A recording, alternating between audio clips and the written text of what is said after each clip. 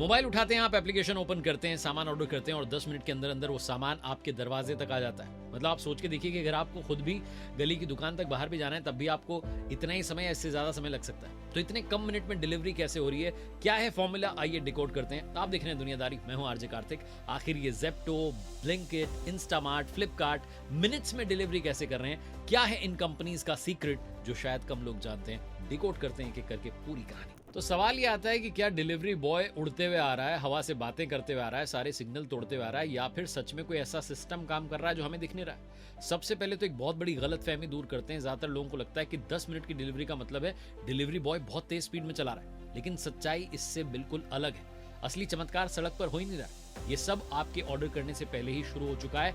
ये है कंपनी का सर्वर, उसका कमाल, उनके गोडाउन्स का कमाल, और सबसे ज्यादा कमाल है उनकी डेटा का। यानी ये स्पीड का खेल नहीं है बल्कि तैयारी का खेल है। और इस पूरे सिस्टम के 4 बड़े पिलर्स हैं। सबसे पहला पिलर है dark store. Zepto, Blinkit, Instamart जैसी कंपनीज आपके शहर के अलग अलग इलाकों में छोटे छोटे गोडाउन बनाती है, कभी किसी बेसमेंट में, कभी किसी गली में और कभी किसी नॉर्मल बिल्डिंग के अंदर। इन्हें कहते हैं डार्क स्टोर। इनकी खास बात यह है कि यहाँ कोई कस्टमर नहीं आता है, ना कोई सजावट है, ना कोई शॉपिंग ट्रॉली है और ना ही कोई चमकदार डिस्प्ले। बस रैक पर रखा है सामान और उसे संभालने वाले एम्प्लॉइज हैं। इनका एक ही पर्पस है, सामान को कस्टमर के पास जितना जल्दी हो सके उतनी जल्दी पहुंचाना। तो ये करते क्या है, सामान को ग्राहक के लिए जितना जल्दी अवेलेबल करा सकें उस तरीके से मैनेज करते हैं। अक्सर ये स्टोर आपके घर से सिर्फ 1 से 2 किलोमीटर की दूरी पर है, यानी सामान पहले से ही आपके पड़ोस में रखा है। लेकिन सिर्फ डार्क स्टोर बना देने से काम तो नहीं चलेगा। वहां कौन सा सामान रखा जाए, यहीं पर एंट्री होती है डेटा की, एल्गोरिदम की। ये कंपनी सालों से ग्राहकों की खरीदारी का रिकॉर्ड जमा करती हैं। उन्हें पता है कि किस इलाके में सोमवार को क्या बिकता है, शुक्रवार रात को क्या मांग बढ़ती है और त्योहार के समय लोग सबसे ज्यादा क्या खरीदते हैं। मान लीजिए किसी इलाके में रोजाना रात 9 बजे आइसक्रीम की बिक्री बढ़ती है, तो सिस्टम पहले से ही उस स्टोर में एक्स्ट्रा आइसक्रीम रखवा देता है। अगर क्रिकेट मैच चल रहा है, नमकीन और कोल्ड ड्रिंक का स्टॉक बढ़ा देता है।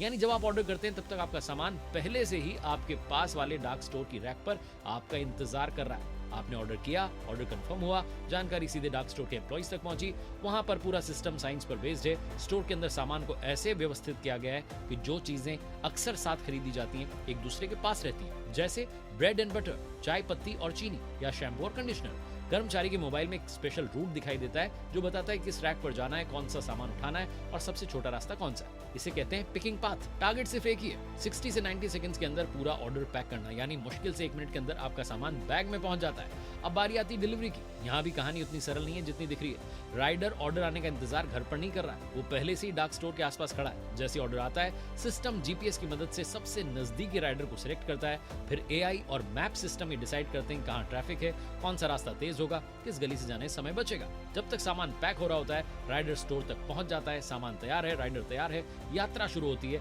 यही कारण है कि डिलीवरी इतनी तेज दिखाई देती है। लेकिन क्या इस सिस्टम में कोई कमी नहीं है? तो बिल्कुल कमी तो है। सबसे बड़ा चैलेंज है राइडर्स पर दबाव।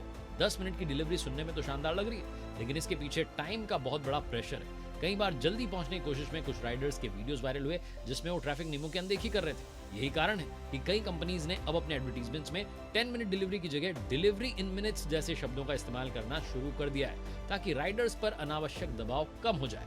एक दूसरी कमी और है, पहले ऑनलाइन प्लेटफॉर्म हजारों प्रोडक्ट दिखाते थे, लेकिन इतना बड़ा स्टॉक रखने से डिलीवरी धीमी हो जाती थी। इसलिए अब कंपनीज कम लेकिन ज्यादा बिकने वाले प्रोडक्ट्स पर फोकस कर रही है। परिणाम यह है कि आपको ऑप्शंस कम मिलते हैं लेकिन डिलीवरी तेज मिलती है। फ्यूचर में सिस्टम और बदलने वाला है। कुछ कंपनीज तो ड्रोन डिलीवरी पर काम कर रही हैं, कुछ रोबोट का एक्सपेरिमेंट कर रही हैं और कई सारी कंपनीज एक ही इलाके के कई ऑर्डर को एक साथ डिलीवर करने की स्ट्रेटेजी बना रही है। इससे कंपनी की कॉस्ट कम होगी लेकिन डिलीवरी का टाइम बढ़ सकता है। इस पूरी कहानी की मजेदार बात तकनीक नहीं बल्कि हमारी बदलती आदतें हैं। पहले लोग हफ्ते या महीने भर का सामान एक साथ खरीदते थे, लिस्ट बनाते थे, प्लान बनाते थे, लेकिन आजकल सब सोच बदल चुकी है। चाय पत्ती खत्म है, अभी मंगा लो, चीनी नहीं है 10 मिनट में आ जाएगी। यानी हमने प्लानिंग करना कम कर दिया है और तत्काल मिलने वाली सुविधाओं पर डिपेंड होना शुरू कर दिया है। और सच कहें तो यही है इन कंपनीज का सबसे बड़ा बिजनेस मॉडल।